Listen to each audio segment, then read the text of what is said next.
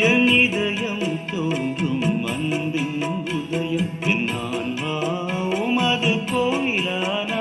அன்புரைகள் மலையில் பொழிந்தீர் மனதில் அறம் விழுது போல் படர வைத்தீர் அன்புரைகள் மலையில் பொழிந்தீர் மனதில் அறம் விழுது போல் படர வைத்தீர் ஏழையின் குடிசையில் ஏழையாய் தோன்றிய தேவா அதிகாலை கண் திறந்தார்